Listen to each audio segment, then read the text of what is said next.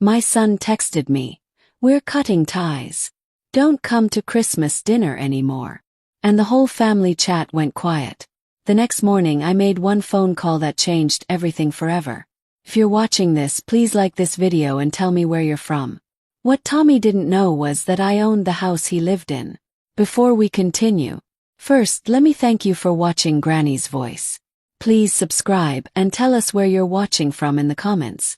We might give you a shout out in our next video. Today's special shout out goes to Latonya Burke from Washington, D.C. Thank you for being part of our family. Now, let me tell you everything.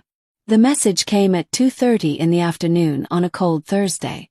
I was sitting in my kitchen, making soup for my sick neighbor when my phone buzzed. The family group chat had a new message. "Mom, we've talked about this as a family. It's time we cut ties. Please don't plan on coming to holiday dinners anymore. This is better for everyone." I stared at those words on my small phone screen. 25 years of Christmas mornings, birthday parties, and family meals. Gone with a few thumb taps. My daughter-in-law Sarah added a thumbs up. My other son Mark left it on red. My sister Betty didn't say anything. Nobody stood up for me. Not one person defended their mother. I took a picture of the message. Always keep records, dear ones. Always keep proof. I looked back at old messages and saw the truth. Pool parties I wasn't invited to. Summer trips they took without telling me. Graduations where I found out from Facebook. They had been pushing me out for months. The newest photo Sarah posted showed their vacation in Florida. The beach house I helped them buy. The car I co-signed for. Tommy's job at the company my late husband started. Everything they had came from our family money. But somehow I was the problem. I put my phone down and walked to my back porch. My garden was full of flowers I'd planted over 30 years. This house held so many memories. Birthday parties, Christmas mornings, family dinners around my old oak table. How sad that my own children wanted to throw all that away. My old rotary phone sat on the kitchen counter. I picked it up and called a number I'd kept for years but never used. 2 rings. "Hello, Mrs. Peterson," I said when he answered. "I think it's time we talked about that business matter." The voice on the other end paused. Then he chuckled. "I was wondering when you'd call about this." "Well, I'm calling now. How soon can we meet?" "I can be at your house in 30 minutes if that works." I hung up and looked at myself in the hallway mirror. The woman looking back wasn't the same one who read that mean text an hour ago. This woman had straight shoulders and fire in her eyes. Tommy wanted to cut ties. Fine. I'd show him what cutting ties really meant. My phone started ringing. Tommy calling from his work phone, probably scared about my silence. I didn't answer and watched his name show up again and again. How funny. Yesterday I was trash. Today I was worth 50 phone calls. I typed back into the family chat. Message received and understood. Enjoy your last family dinner. Then I left the group chat forever. Some people burn bridges slowly. Others blow them up and watch the pieces fall. Today I felt like using dynamite. The family panic started within minutes. Tommy called 37 times before switching to angry text messages. I drank tea and watched his fear grow while I planned exactly how to teach him about respect. "Mom, what did you mean by last dinner? Answer your phone right now. This isn't funny anymore. Sarah is crying. Are you happy now? Sarah is crying. How rich." The woman who spent 3 years erasing me from family photos was now upset because I finally fought back. I saved every message as proof. My doorbell rang. "Mrs. Johnson, your visitor is here," my neighbor called through the window. "Send him in, dear. And please no visitors for the next 2 hours. Whatever happens, I'm not home to anyone else." Mr. Peterson walked into my living room wearing a nice suit and carrying a briefcase. He looked like a man who solved problems for a living. "Hello, Mrs. Johnson," he said, shaking my hand firmly. "You look ready for business." "I haven't started yet." I led him to my dining room where papers covered my table like battle plans. "Coffee. We're celebrating." "What exactly are we celebrating?" "Tommy's education." He's about to learn what happens when you disrespect the woman who owns your house. Mr. Peterson's eyes got big as he looked at the paperwork. These are the house deeds. All 3 properties. I never liked controlling people. But I suppose today I'm feeling very controlling indeed. He sat in my dining chair, putting on his reading glasses with the confidence of someone who'd handled bigger cases. Tell me everything, Mrs. Johnson. I pulled out a thick folder. Bank statements, loan papers, property records, photos of Tommy and Sarah living like rich people. The kind of proof that shows exactly who paid for what. Tommy thinks he's been smart, using my money to buy things, putting my house in his name without asking, making me co-sign loans while treating me like garbage. I flipped through pages of financial records. And Sarah, sweet Sarah, has been spending money from the account I set up for emergencies. Shopping trips, fancy dinners, weekend getaways. All on my dime while they planned to throw me away. Mr. Peterson whistled softly. This is financial abuse. Elder abuse, really. Among other not nice things. Fraud, theft, emotional abuse. It's like they were trying to see how much they could hurt one old lady. My phone rang again with another call from Tommy. I ignored it without looking and watched Mr. Peterson's serious expression. You're not answering. I learned that trick from them. Funny how family communication becomes one way when it's convenient for them. I added Mr. Peterson's number to my phone under Justice Helper. So, what's your plan, Mrs. Johnson? Simple. You help me take back everything that's legally mine. The house Tommy lives in, the car loan I co-signed, the credit cards in my name. Tommy is about to learn that actions have results. Sarah is going to discover that stealing from the wrong person can end badly. I softened a little. And my grandson Jake will finally see what real strength looks like. Mr. Peterson signed papers with a fancy pen. This is going to be quite something to watch, Mrs. Johnson. Oh dear, I said, raising my coffee cup. Quite something doesn't begin to cover it. The proof I needed came from Sarah's own Facebook posts. While Tommy sent me angry voicemails, his wife was posting pictures from their emergency family meeting, complete with expensive restaurant food and fancy drinks. Some emergency indeed. I sat in my pajamas, drinking coffee, watching their pathetic damage control unfold on social media. Sarah had tagged their location at some fancy steakhouse because nothing says family crisis like $100 meals. The woman had the survival skills of a goldfish. But the message that made me completely sure I was doing the right thing came from my grandson Jake. Sweet 16-year-old Jake, the only family member with a working brain and a good heart. He called me after midnight, voice shaking.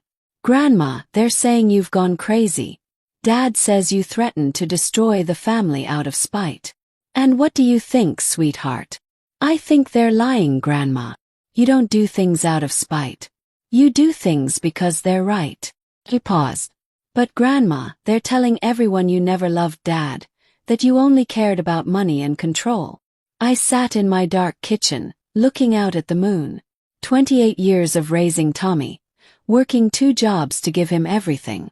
And this was how they rewrote our story. Jake, do you remember when you broke your leg at age 10? Yeah, at the skate park. Who took you to the hospital? You did, Grandma. Dad was at work. Mom was at book club. Who stayed with you for 4 days, sleeping in that terrible hospital chair? You did. His voice got softer. You brought me puzzle books and snuck in hamburgers when the nurses weren't looking. Your father visited once for 15 minutes to take a selfie for Instagram. I let that truth sink in. Does that sound like a grandmother who doesn't love her family? Long silence. Jake, I need you to understand something important. This house has been in our family for 40 years. I worked 3 jobs to pay for it, saved every penny to make it beautiful. Your father and Sarah have been treating it like their personal piggy bank while planning to throw me out of my own family. Throw you out how, Grandma? I explained in words a smart teenager would understand easily. The house deed tricks, the money they took without asking, the credit cards they used in my name, the loans they made me sign. Jake understood the problems within minutes. Holy cow, Grandma. Language, dear. But yes, holy cow indeed. So when you called Mr. Peterson yesterday, I called someone who can help me get back what's legally mine. Someone who won't let family feelings get in the way of what's right. Are you going to kick them out, Grandma? I thought about the question carefully, stirring my coffee slowly. I'm going to give them exactly what they deserve based on their choices, Jake. Nothing more, nothing less. Your father wanted to cut ties. Well, I'm very good at cutting things cleanly. Jake laughed despite being worried. You're kind of scary, Grandma. Thank you, sweetheart. It's taken 73 years to learn how to be properly scary. After Jake hung up, I made chamomile tea and looked over Mr. Peterson's legal paperwork. He'd moved fast, finding problems that made my evidence look like child's play. Tommy and Sarah weren't just thieves. They were sloppy thieves, leaving paper trails everywhere. Tomorrow the real lesson would begin. Mr. Peterson's first legal meeting made my son panic like never before. He demanded answers about property ownership, access to bank records, and explanations for every major purchase in the last 5 years. Tommy called me 91 times. I counted while getting my hair done at the salon. Mrs. Johnson, my hairstylist asked, should I answer that phone? It keeps buzzing like crazy. Oh no, dear, let it buzz. It's like a very annoying alarm clock. Eventually the battery dies. She laughed while curling my silver hair. By lunchtime, Mr. Peterson texted updates that made my day brighter than Christmas morning. Tommy had tried claiming the house transfers were legitimate gifts. Sarah insisted the emergency fund purchases were necessary family expenses. Apparently, a $3,000 purse was essential for family emergencies. I called Jake during his lunch break at school. Grandma, kids at school are talking about some legal stuff happening to Dad. Someone posted about it on social media. How interesting. What are they saying? That some lawyer is asking Dad about money stuff. That maybe he's in trouble. He paused. Dad tried calling me this morning. I didn't answer. Good boy. What would you have said if you had answered? Probably something about getting what you deserve. I nearly choked on my sandwich. I've raised you right, Jake. Actually, Grandma, I have something to tell you. I've been keeping track of their spending for months for a school project about family budgets. His voice got sneaky. Want to see Dad's credit card bills from this year? Jake Johnson, you clever, sneaky child. Email them right now. 15 minutes later, I was looking at financial records that would make a judge very interested. Fancy vacations charged to emergency funds. Personal shopping labeled as household necessities. A $15,000 pool renovation listed as home repairs. I sent everything to Mr. Peterson with the subject line, dessert course. His response came back instantly. You've raised a wonderfully sharp grandson, Mrs. Johnson. At exactly 3 o'clock my house phone rang. Tommy calling from his office. Mom, we need to talk. Do we? Because yesterday you seemed quite clear about cutting ties. I was angry. Sarah was upset about the lawyer asking questions. Upset about being caught stealing, you mean? She wasn't stealing. Those purchases were legitimate family expenses. I laughed so hard I almost dropped the phone. Tommy, sweetheart, in what world is a designer handbag a legitimate family expense? Are we preparing for a fashion emergency? Silence. Mom. Mr. Peterson is threatening to take the house back. How terrible. Maybe you should have thought about that before treating me like garbage. She's demanding to see personal bank accounts. How rude of her. Almost like she thinks you've been doing something wrong. This isn't a joke, Mom. You're going to ruin us. You're absolutely right. Stealing from family is very serious business. I looked at my fresh manicure. I hear orange jail uniforms are quite slimming though. Mom, please. We can fix this. We can pay back whatever we borrowed. Borrowed. How generous of you to finally admit you took my money. The fear in his voice was music to my ears. Yesterday I was dead weight. Today I was his only hope. The irony was so perfect it could win awards. What do you want, Mom? Nothing you're capable of giving, Tommy. Money. I'll get you money. With what? Your emergency fund is frozen. The sound he made was somewhere between a whimper and a dying animal. How do you know about? I know everything, dear boy. I've known for months. I was just waiting for the right moment to use it. I hung up and immediately called Mr. Peterson. How are things progressing? Like Christmas morning for lawyers, Mrs. Johnson.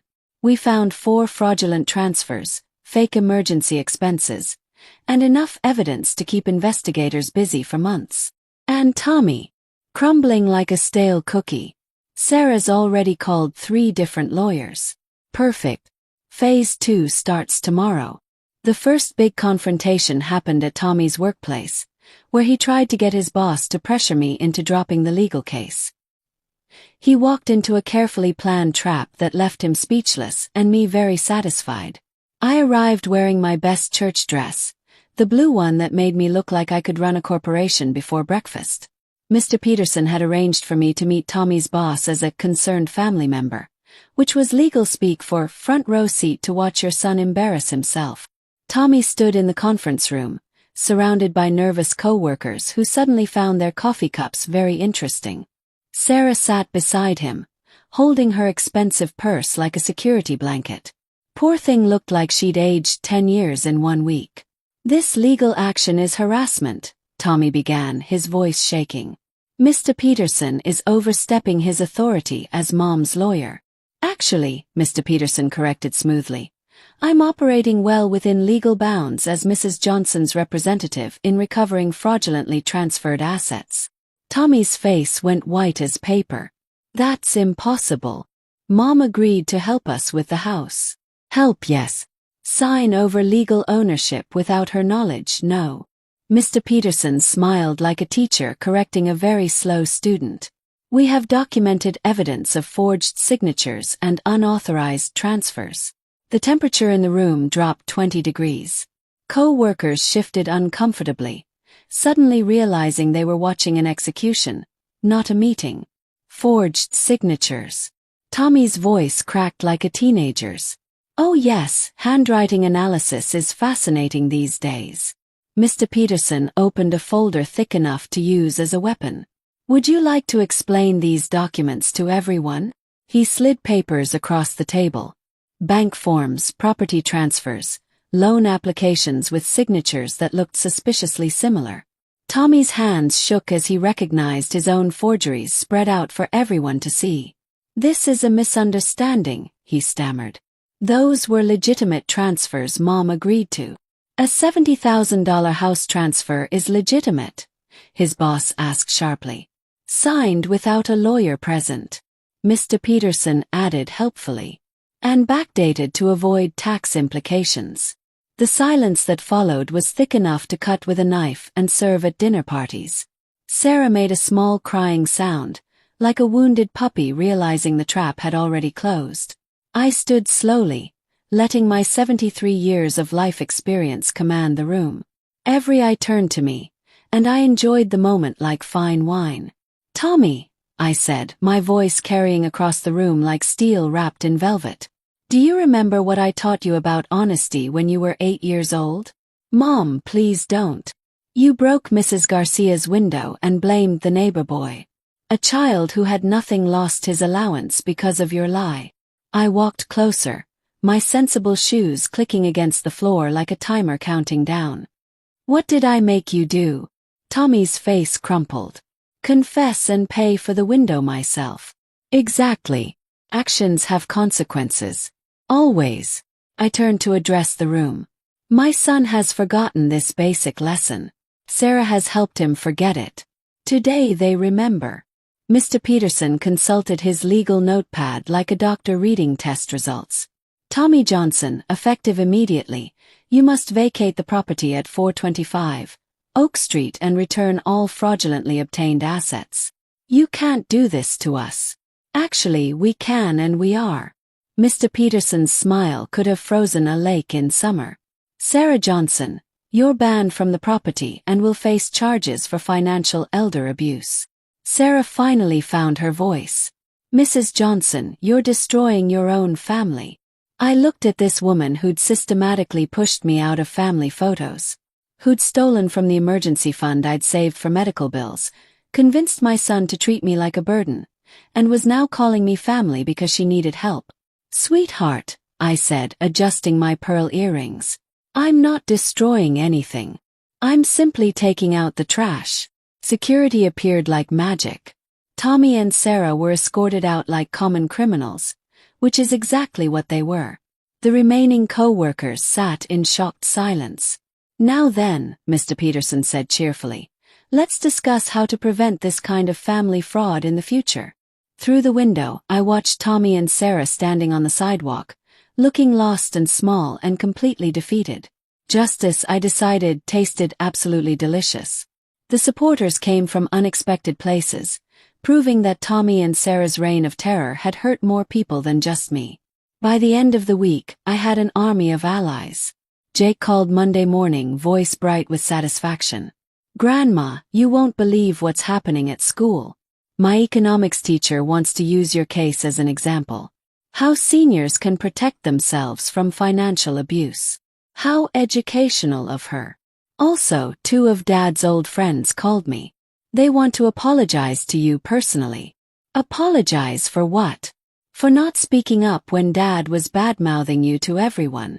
Apparently, Tommy had been telling people you were getting senile, that you couldn't handle money anymore. Mom's lawyer tricks were necessary to protect you from yourself. I sat in my silk pajamas, drinking coffee that cost more than Sarah's fancy lipstick, and felt something I hadn't felt in years. Vindication. Not just from legal victory but from moral clarity. Jake, invite those friends for coffee somewhere nice. My treat. Are you building a support team, Grandma? I'm building something better, sweetheart. I'm building proof that we were right all along. Mr. Peterson called 2 hours later, practically singing with happiness. Mrs. Johnson, you need to see today's investigation results. Tommy wasn't just stealing from you. He was stealing from his workplace too. How much? $12,000 over 2 years. Fake expense reports, unauthorized purchases, equipment that mysteriously disappeared. His voice turned sharp. Your son's workplace funded his and Sarah's fancy lifestyle too. I felt my blood pressure rise dangerously. Stealing from me was personal. Stealing from hard-working people who trusted him was unforgivable. Mr. Peterson, I want every penny recovered and returned where it belongs. I don't care what it costs. Already working on it. Also, the police want to interview you tomorrow. Apparently, your evidence collection was so good, they're calling it a perfect case. How flattering. One more thing. The local news wants an exclusive interview. Grandmother fights back against family fraud is their working headline. I thought about this carefully. Public attention versus private satisfaction. The chance to tell my story versus the pleasure of watching Tommy squirm in silence. Schedule it for Thursday. That afternoon, I met with Tommy's former friends at the coffee shop downtown, the same place where Sarah used to meet her book club before she got too fancy for regular people.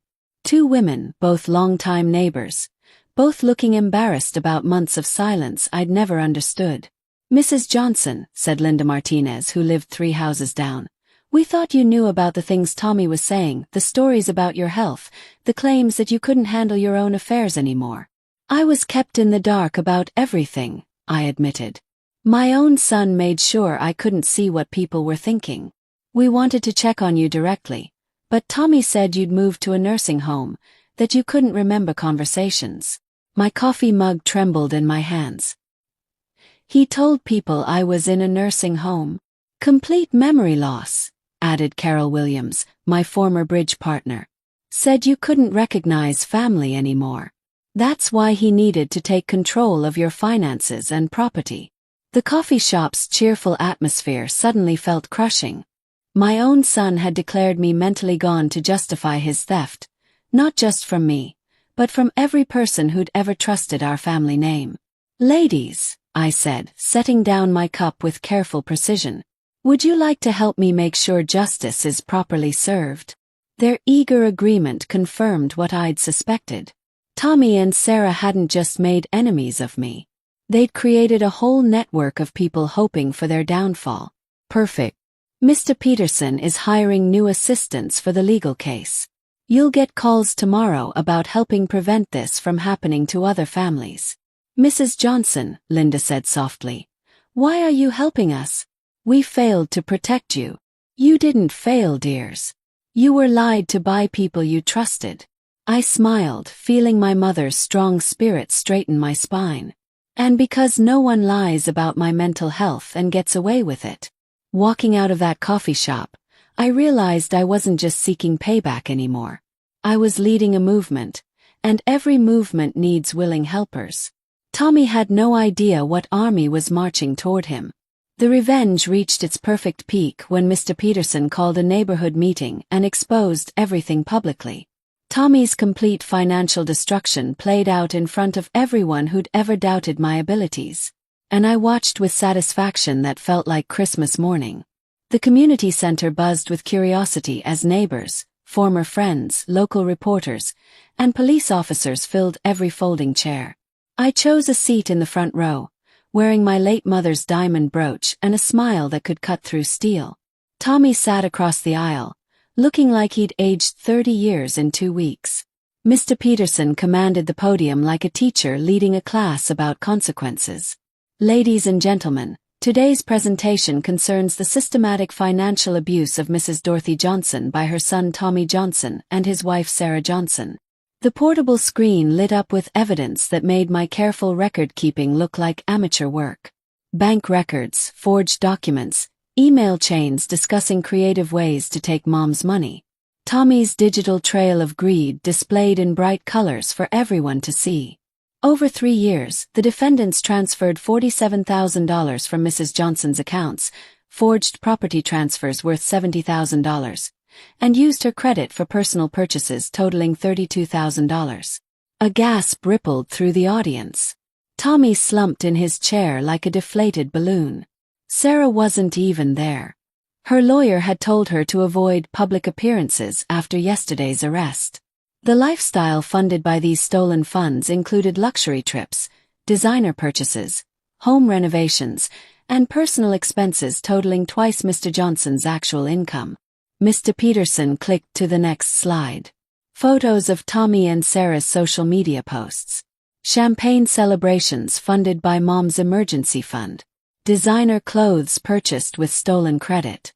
A kitchen renovation paid for with money meant for my medical bills. The reporter from Channel 7 News took notes frantically.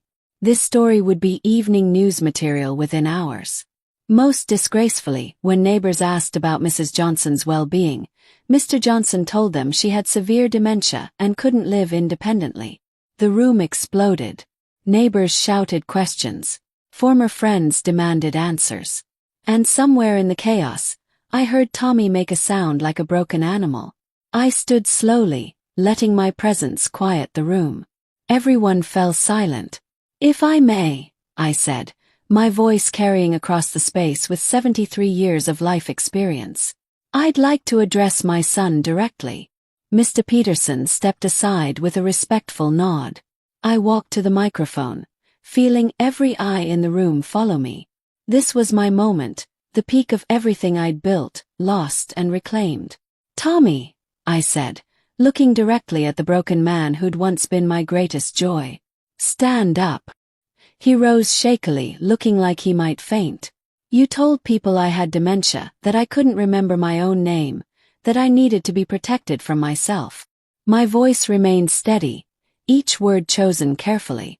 You erased me from this community's memory, excluded me from neighborhood gatherings, and made people think I was already gone. The silence was so complete you could hear hearts breaking. But most of all, Tommy, you forgot who raised you to know right from wrong, who taught you that family means protection, not exploitation. I paused, letting that truth settle. Today, you remember. I turned to address the room. This house will remain in our family under proper ownership. Every stolen dollar will be returned to its rightful place. Every lie told about my mental health will be corrected publicly. Applause erupted from the neighbor section. Several people wiped away tears. As for my son, I looked back at Tommy, who was crying openly now. Criminal charges have been filed. The authorities will handle justice from here. I'm simply making sure that the truth I've always lived by continues to matter. Mr. Peterson retook the podium. The police have requested that Mr. Johnson remain in town pending further investigation. His passport has been taken as a precaution. I returned to my seat, feeling lighter than I had in years. Around me, neighbors celebrated the promise of truth restored. Former friends cheered the correction of months of lies, and reporters captured every moment of family justice being served. Tommy remained standing, swaying slightly, looking around the room at faces that had once trusted him and now saw only a liar and a thief. Justice, I thought, was even sweeter when served publicly. Through the windows I could see news trucks arriving. This story would be statewide by evening, regional by week's end. My son's shame would follow him everywhere, while my vindication would rebuild the reputation he'd tried to destroy. Perfect. Tommy's desperate attempt at fighting back came through Sarah's sister's lawyer, threatening to sue me for grandparent alienation and emotional manipulation. Their pathetic legal counterattack only made my position stronger and provided more proof of their complete moral emptiness. I was enjoying morning coffee on my back porch when Mr. Peterson called, laughing so hard he could barely breathe. "Mrs. Johnson, you need to see this lawsuit Sarah's family filed. It's comedy gold. What are they claiming now? That you manipulated your advanced age and fragile emotional state to trick innocent young people into returning stolen property." Mr. Peterson's laughter got louder. "They're claiming you have dementia and therefore couldn't legally reclaim your own house." I nearly dropped my coffee mug. The same dementia Tommy claimed I had to justify stealing my money. The very same. Their entire defense strategy is that you're simultaneously too mentally weak to make property decisions and too mentally strong to be held responsible for their prosecution. How wonderfully contradictory. It gets better.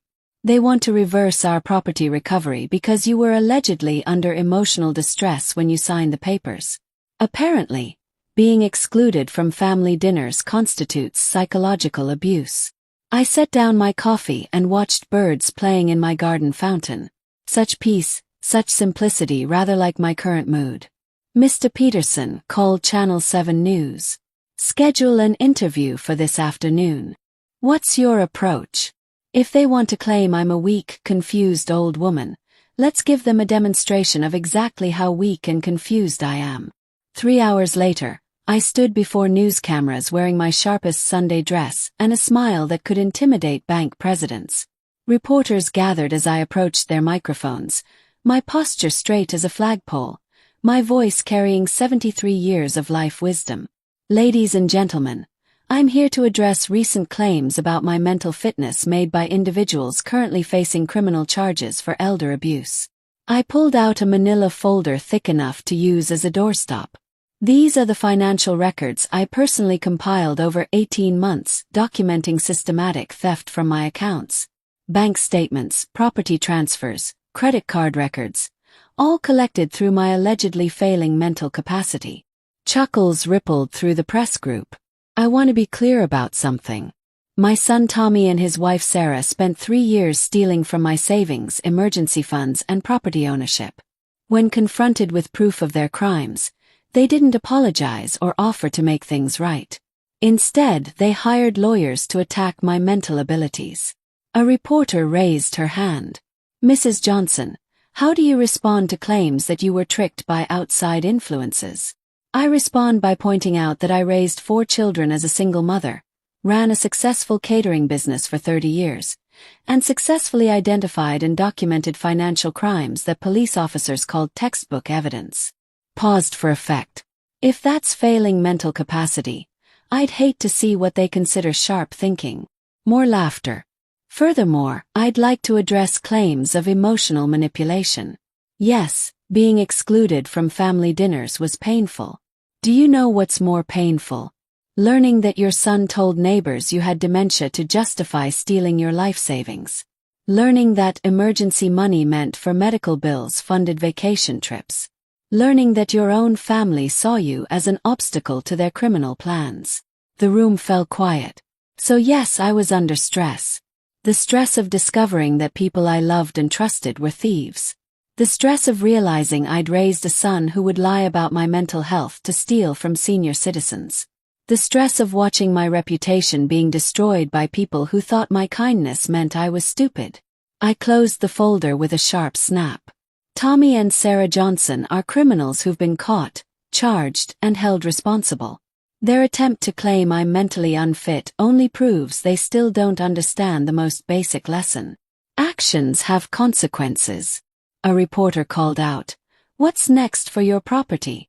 "Staying exactly where it belongs. In the hands of someone who earned it through honest work and 40 years of mortgage payments." I gathered my papers. "Thank you for your time." Walking away from those microphones, I felt something I hadn't experienced since this nightmare began. Not just vindication but genuine calm. The public record was crystal clear. The legal record was unshakable. And my reputation was not only fixed, but stronger than ever. Mr. Peterson waited by his car, grinning like someone who'd just won the lottery. "That was beautiful, Mrs. Johnson. That was necessary, dear.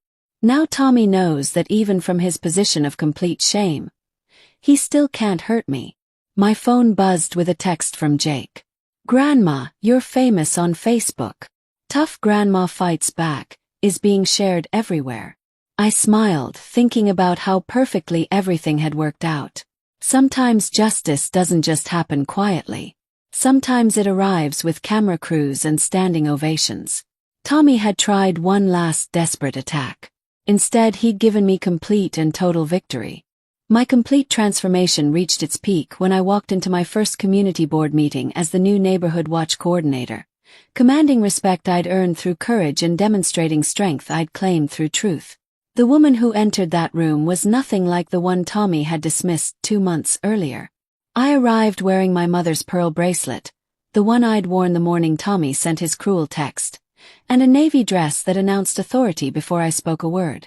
My silver hair was styled in a confident cut that showed I meant business. The woman reflected in the meeting room's windows was someone I barely recognized. Shoulders back, spine straight, eyes sharp as laser beams. "Ladies and gentlemen," I said, taking my seat at the head of the table where community leaders had once dismissed my concerns. "Welcome to our new Neighborhood Watch program." The board members, some old neighbors, some new allies carefully chosen by our group, listened with complete attention as I outlined our plan to protect senior citizens from family fraud. Every person Tommy had lied about would be protected. Every trick he'd used would be documented and prevented. Every senior citizen would know their rights and have people watching out for them. "Our first month shows remarkable results," Mr. Peterson reported, reading from official documents that painted a picture of rapid community healing. "Senior safety awareness is at an all-time high. Family fraud reports have increased 40% as people gain confidence to speak up. And we've prevented 3 attempted scams against elderly residents." Board member Mrs. Chen raised her hand. "Mrs. Johnson, what about Tommy's criminal trial?" "Tommy and Sarah face charges for elder abuse, fraud, and theft. Their trial starts next month. I'll be testifying as the main witness, and our community reputation is stronger than ever." Yesterday, the State Attorney General's office asked permission to use our case as training material for elder abuse prosecutors. The county commissioner wants our Neighborhood Watch program implemented countywide. Channel 7 News called us a model for senior protection. Approving nods circled the table. These people had watched me systematically rebuild trust, restore community safety, and emerge as a leader worthy of statewide recognition. The difference between my leadership and Tommy's lies couldn't have been more obvious. "What's our 5-year plan?" asked new board member Mr. Rodriguez, whom I'd recruited specifically for his experience in community organizing. "Realistic goals include expanding our senior protection network to 5 neighboring areas, creating educational programs about family fraud, and establishing a legal fund to help other victims fight back." I clicked to the next slide in my presentation. We're also launching a scholarship program for young people who want to study elder law, fully funded by recovered stolen money. The irony was delicious. Money Tommy and Sarah had stolen from my emergency fund would now educate future lawyers who'd protect other seniors from similar crimes. Mrs. Johnson, asked longtime neighbor Mr. Williams, how do you feel about your transformation? I considered the question carefully, looking around the room at faces that showed genuine respect, rather than the polite dismissal I'd endured when Tommy controlled the narrative about my mental health. 8 weeks ago, I was told I had dementia, excluded from family gatherings, dismissed as a burden. My voice carried across the room with confidence earned through battle. Today, I'm coordinator of a county-wide senior protection program, a key witness in a criminal case, and apparently something of a local celebrity. Laughter filled the room. The transformation isn't just personal, it's community-wide. Tommy led through lies, theft, and manipulation. I lead through honesty, protection, and earned trust. I stood, feeling every inch of my height, every year of my experience, every ounce of authority I'd reclaimed through smart fighting. The difference is that when people follow you because of lies, they abandon you when they learn the truth. When they follow you because of respect, they become partners in building something lasting. Mr. Peterson nodded approvingly. Speaking of partners, we've received cooperation requests from 8 communities that specifically mentioned your leadership as their reason for wanting our help. And senior participation in community activities is up 50%. Isolation reports are down 70%. Yesterday, 2 families who'd been hiding financial abuse came forward asking for help. I thought about the woman who'd read that heartbreaking text message 9 weeks ago. She'd been hurt, confused, questioning her own worth. The woman standing at this table had answers to all those questions and the power to make sure no other senior citizen would face them alone. Ladies and gentlemen, this community will never again allow senior citizens to be victimized by people who mistake cruelty for family loyalty or theft for love. I gathered my papers with movements that commanded attention. We protect our elders through education, support them through community, and prove that doing right isn't just morally correct, it's practically effective. The applause that followed was something Tommy had never earned, not once in all his years of lying to these same neighbors. The public recognition reached its perfect peak when our Neighborhood Watch program won the State Community Service Award with me accepting the honor before an audience that included former doubters who now stood and cheered my complete comeback. I walked onto the convention center stage wearing the pearl bracelet that had become my symbol of survival and a burgundy dress that announced victory without needing words. 2 months earlier, I'd been dismissed as mentally incompetent. Tonight, I was being celebrated as a model of community courage.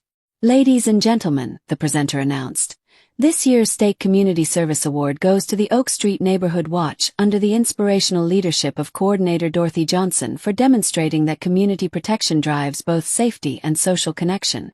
The audience erupted in cheers as I approached the podium. In the front row, I spotted Jake beaming with pride, Mr. Peterson recording on his phone, and several reporters who'd followed my story from family disgrace to state recognition. Thank you, I said, my voice carrying across the auditorium with confidence earned through struggle. 4 months ago, I discovered that my own family had been lying about my mental health while stealing from my accounts and property. Today, every stolen dollar has been recovered and every lie has been publicly corrected. The applause grew louder. But this award isn't just about exposing family fraud.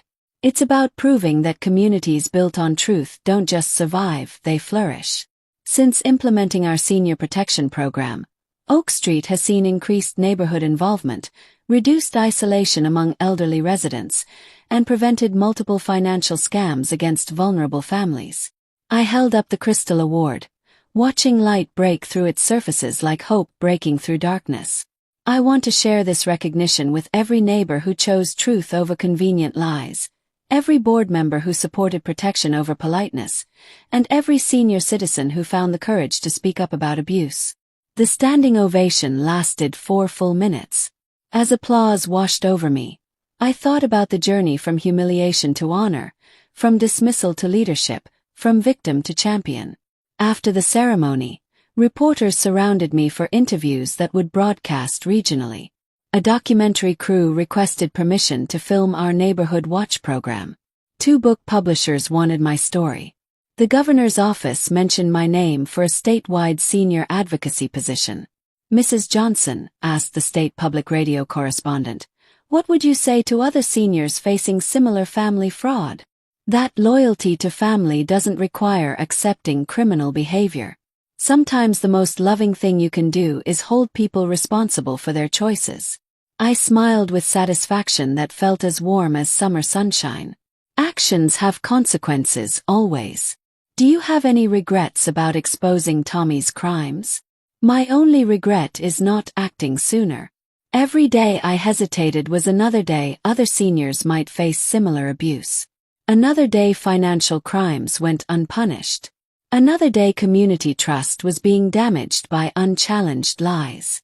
Paused, choosing my words carefully.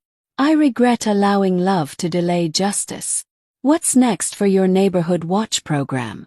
Excellence and expansion. We're training volunteers in 12 new communities, launching educational workshops about senior rights, and creating a hotline for families facing financial abuse.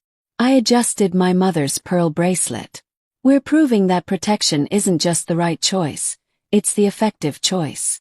Later that evening at the celebration dinner in my honor, I received calls from community leaders, elected officials, and senior advocates who'd been inspired by my story. The mayor wanted to discuss citywide senior protection initiatives.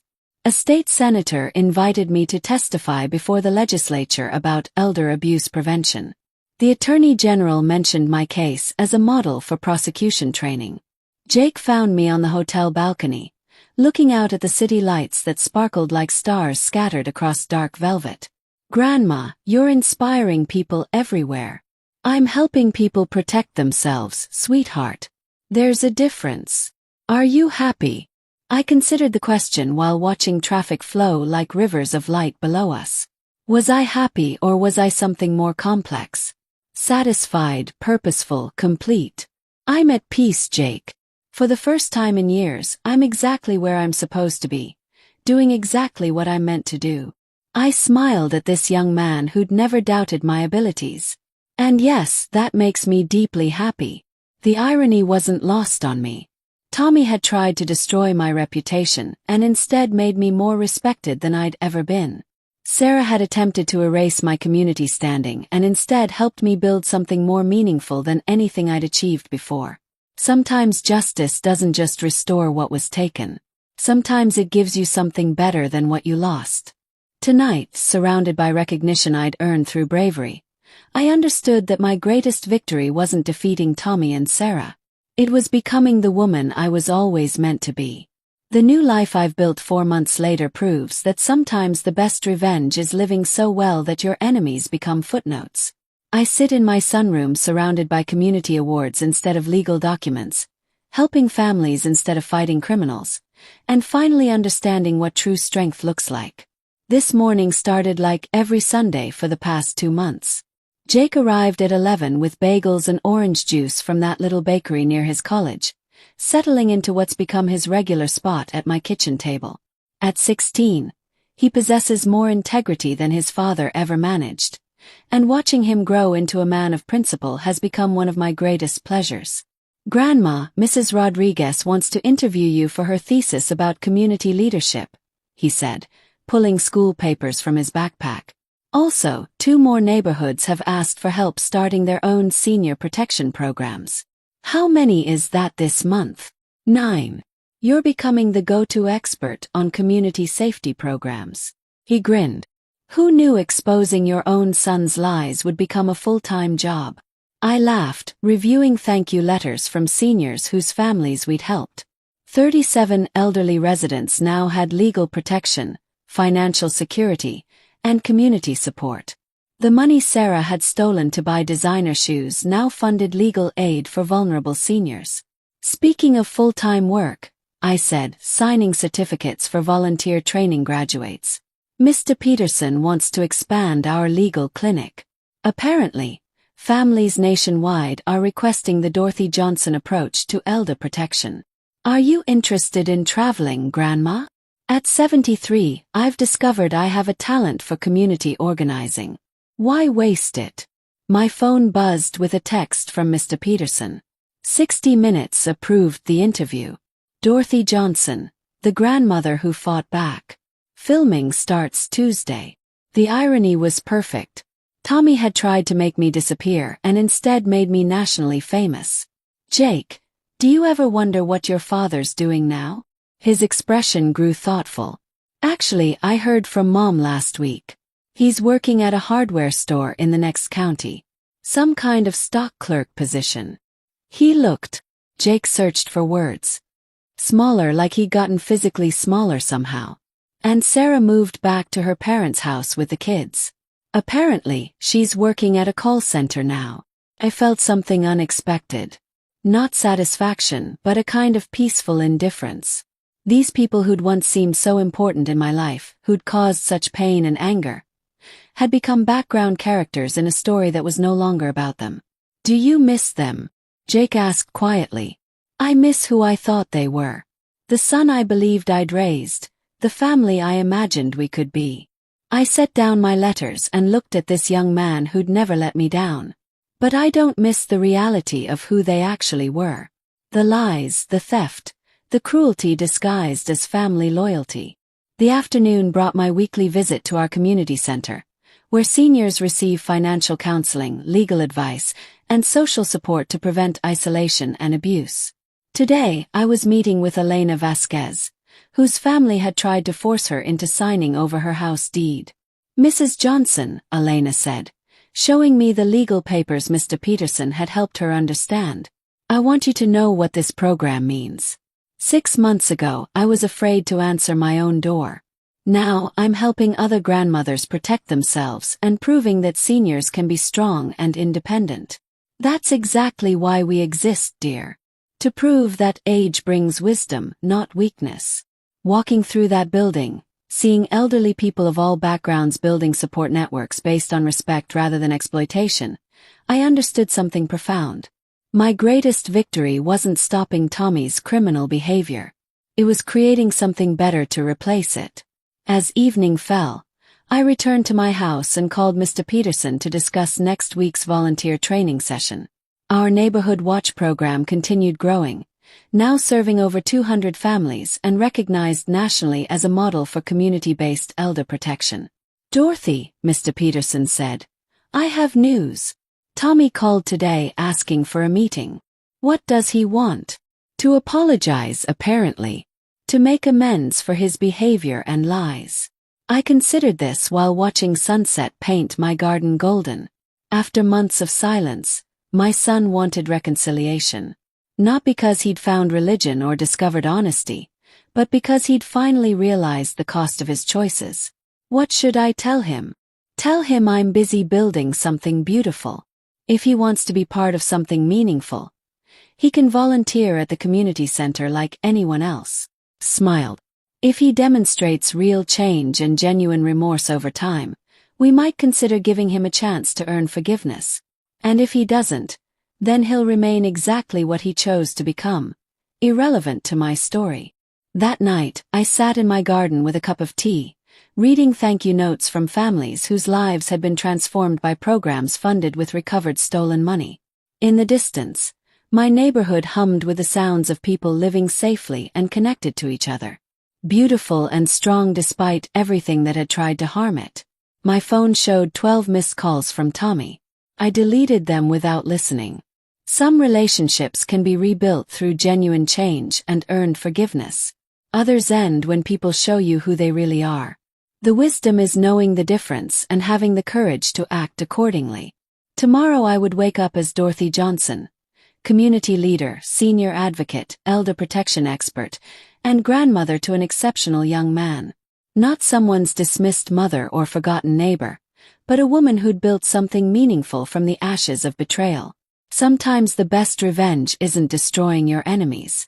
Sometimes it's becoming so powerful in doing good that their opinions become meaningless, their actions become powerless, and their absence becomes a blessing rather than a loss. In the quiet of my new purpose, surrounded by community instead of conflict, I finally understood what true victory looked like. Looked like peace. Thanks for watching Granny's Voice. Don't forget to subscribe and share your own story in the comments. Your voice matters.